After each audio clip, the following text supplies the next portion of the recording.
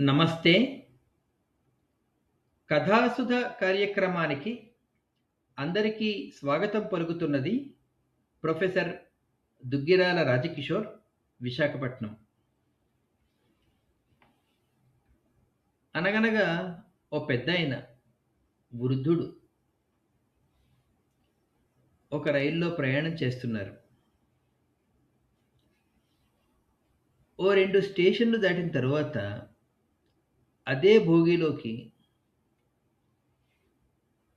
కొంతమంది కుర్రాళ్ళు ఎక్కారు. కుర్రాళ్ళు కదా! గోల చేయడం, ఆటలాడడం, కాస్త మెత్తగా ఉన్నాడు అనుకున్న వాళ్ళని ఆట పట్టించడం, ఇటువంటివన్నీ ఉంటాయి. ఆ కుర్రాళ్ళలో మరీ ఎక్కువ హుషారుగా ఉన్న కుర్రాడు, "ఒరేయ్! ఓ పని చేద్దామా? ఆ చైన్ లాగుదాంరా" అన్నాడు. వెంటనే పక్కనున్నవాడు, "ఇంకేమన్నా ఉందా? చైను లాగినందుకు రూ. 500 జరిమానా వేస్తారు. తర్వాత అరెస్ట్ చేసి జైల్లో పెడతాడు. ఆ జైలు నుంచి బయటికి రావాలంటే మరో రూ. 700 కట్టుకోవాలి. ఇదంతా అవసరమా?" అన్నాడు. "అలా కాదురా! నేను చెప్తాను కదా! ఏమవ్వదు. కుర్రాళ్ళంటే చాలా చురుగ్గా, తెలివిగా ఆలోచించడం కూడా, అల్లరి చేస్తూనే ఎలా తప్పించుకోవాలో కూడా తెలుసు కదా! సరే, ఇగో నా దగ్గర రూ. 500 నీ దగ్గర ఎంతుంది?"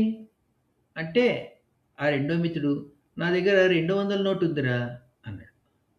"మీ దగ్గర కూడా ఉన్నవి ఇవ్వండి" అంటే మిగతా వాళ్ళు కూడా తలో 100 ఇచ్చారు. మొత్తం అన్నీ కలిపి రూ. 1200 అయ్యాయి.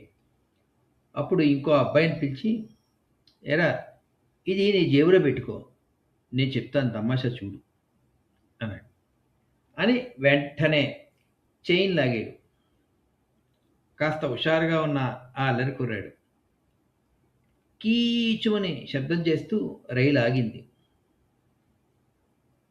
ఆ టీసీ ఇద్దరు పోలీసుల్ని వెంట పెట్టుకుని ఒక్కొక్క బోగీ చెక్ చేసుకుంటూ ఈ బోగీలోకి వచ్చారు. వచ్చి చూసేసరికి అక్కడ చైన్ వేలాడుతుంది లాగబడి. "ఏయ్! చైన్ ఎవరు లాగారు? చోటు కాని చోట" అనేసరికి ఆ చైన్ లాగిన యువకుడు ఎంతో వినయంగా, "అదిగో ఆ పెద్దాయన లాగారండి" అని ఆ వృద్ధుని వైపు వేలు చూపించాడు. టీసీకి చాలా కోపమొచ్చింది. "ఏమేస్టారు, మీరు చూడ్డానికి పెద్దాయనలా ఉన్నారు, వృద్ధుడిలా ఉన్నారు. ఎవరైనా పొరపాటు పనులు చేస్తే పిల్లలకి 4 మంచి మాటలు చెప్పడం పోయి, మీరే ఇలాంటి తప్పుడు పనులు చేస్తారా? చైన్ లాగేసారా? లేవండి, లేవండి.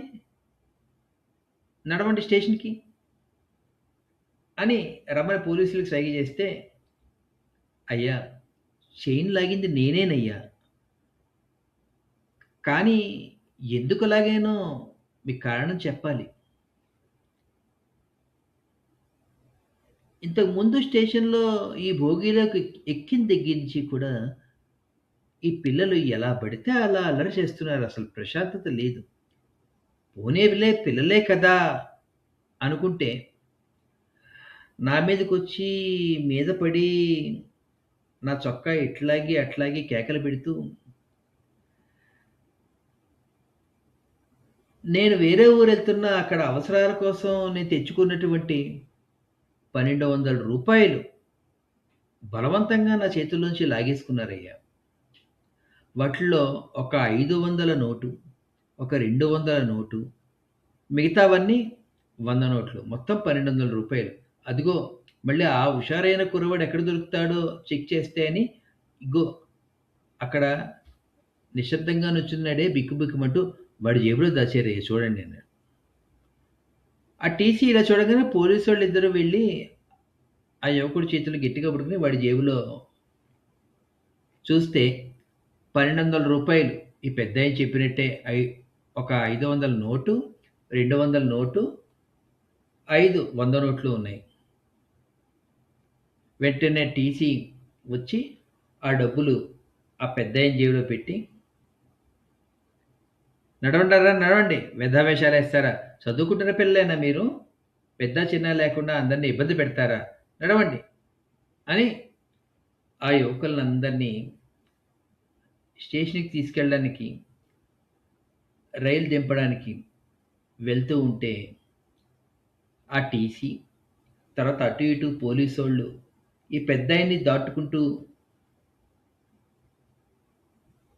ఆ భోగి ద్వారం వైపు వెళ్తున్నారు.